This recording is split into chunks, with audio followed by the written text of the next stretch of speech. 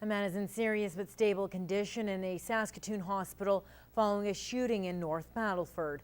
RCMP say around 1 this morning, a man was shot in the 1700 block of St. Laurent Drive. Officers arrived to find one man suffering from a suspected gunshot wound to the head. He was treated in North Battleford before being airlifted to Saskatoon. No suspect has been identified, but police are treating the case as an attempted murder. North Battleford RCMP continue to investigate. Now, a 13-year-old boy charged with the attempted murder of a classmate in Warman, Saskatchewan has made a brief court appearance this morning.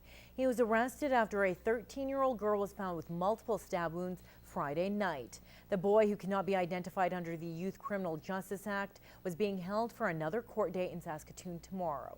RCMP say the girl, who was in stable condition, gave police a first name that helped them identify a suspect.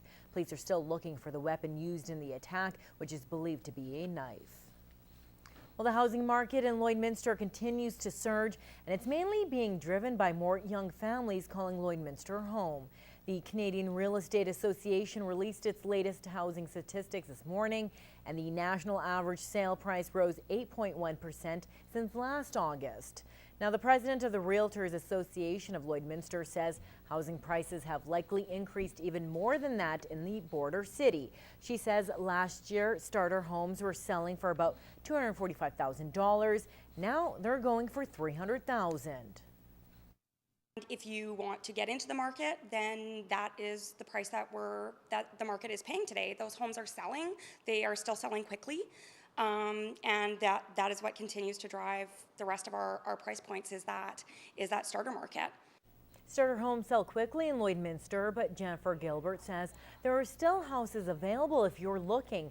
However, she says if you want a home with a garage, be prepared to pay more. Really, those have come out of that starter home price point. Unless you're wanting to purchase something that is $1949, that starter price point for $300,000 does not include a garage any longer.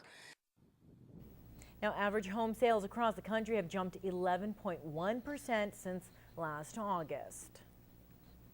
The decision is in. Employees at Real Canadian Superstore outlets in Alberta could go on strike as early as October 6th.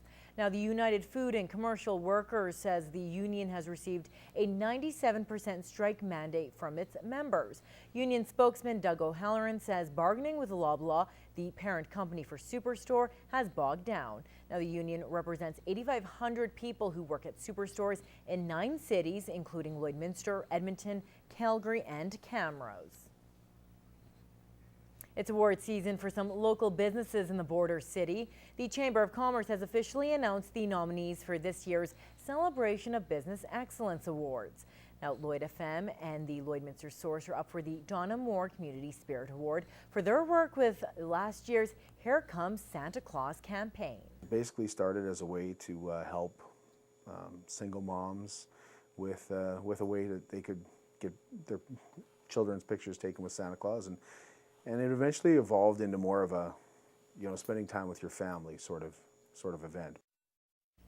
Kurt Price says the nomination is a special one for his team, as Donna Moore was a big reason for the event's success. Being that Donna's name is on that award, and she helped us out to create the very first, and she did a lot for that year. I mean, she was out there getting sponsorships, and we still have some of her connections that she created that first year. They keep coming back. For a full list of nominees, you can visit the Chamber website at lloydminsterchamber.com. Winners will be announced October 10th at the Civic Center Auditorium.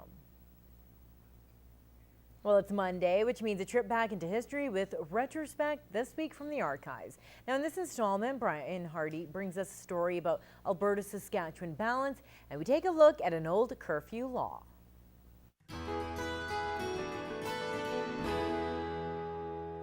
It's September 1995 and an old curfew law is being reviewed. With the damage, the vandalism, the fires that we've had, and what we're hearing is that a lot of these little perpetrators that are on the street are under the age of 12. If Councillor Chris Newcap has her way, border city streets could be clear of kids at night. The city has a curfew that's no longer used that says children under the age of 16 must be under control of their parents by 9 p.m. Revamp it, look at it, and see if we can amend it to make it workable. This is not a safe little city anymore, and it's not the sleepy little city that people are led to believe. Right now, the idea is just that, an idea. But Newcap says the Protective Services Committee is going to look further into the idea and hopes to have a motion in front of City Council in the near future.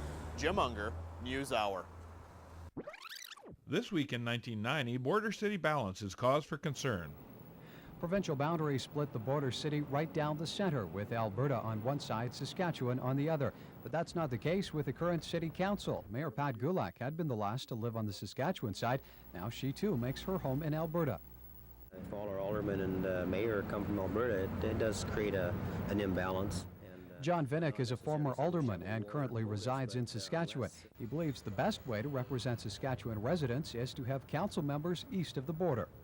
There are so many programs, and there are a lot of difference in the programs, so you become more familiar with what affects you personally. And if you're living in Alberta, you wouldn't be nearly as familiar with the Saskatchewan programs as if you had people on both sides that could represent both points of view. With 40% of the population in Saskatchewan, some feel there needs to be equal representation. Lloydminster residents go to the polls in October. Michael Higgins, News Hour.